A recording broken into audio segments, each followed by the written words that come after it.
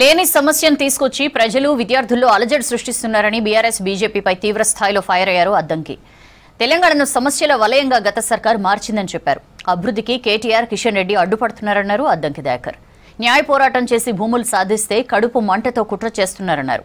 కంచె గచ్చిబౌలి భూములు, lakes, racks ను కాపాడుతూనే అభివృద్ధికి బాటలు వేస్తామన్నారు అద్దంకి.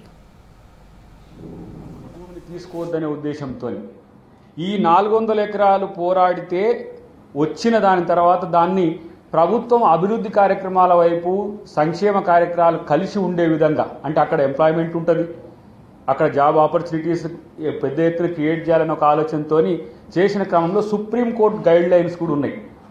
అక్కడ ఉన్న పాండును కాపాడాల్సిన సందర్భం ఉంది.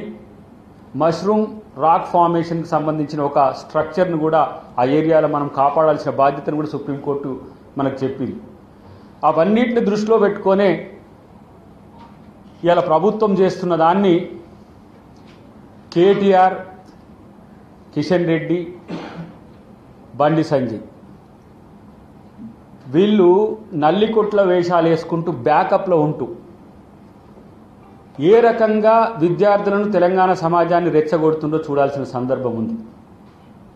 అక్కడ జీవావరణం దెబ్బతినడం కాదట, జీవకారుణ్యం కూడా పోతున్నది. బాధపడిపోతుండు కేటీఆర్, బాధపడిపోతుండు కిషన్ రెడ్డి.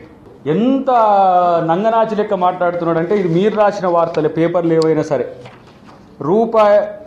రూపాయలు 50,000 కోట్లు 5 ఏళ్లలో వాళ్ళు అమ్మకం ద్వారా వాళ్ళు సముపార్జించింది 50,000 కోట్లు. ఇది అఫీషియల్ రికార్డు.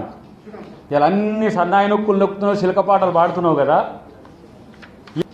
నేనంటున్న కేటీఆర్ 4,23,000 ఎకరాల పైచిలుకు మీరు భూమిని ఎవరికి ఇచ్చిండ్రో చెప్పాల్సిన సందర్భం ఉంది. 9 సంవత్సరాల్లో ఈరోజు ఆల్ పార్టీ మీటింగ్ పెడితే రారు, బీసీలకు ఆల్ పార్టీ మద్దతు చెప్తామంటే రారు, వర్గీకరణ మీద ఒక పబ్లిక్ స్టాండ్ తీసుకుందామంటే రారు. ఇక వీళ్ళకి సంబంధించిన దుబాయ్ బేస్డ్ డొమైన్స్ అట. అవి సోషల్ మీడియాలో ట్రోల్స్ చేసి అబద్ధాలను ప్రచారం చేసేటోడు గోబెల్ అవుతాడు తప్పితే లీడర్ ఎట్లయితారు?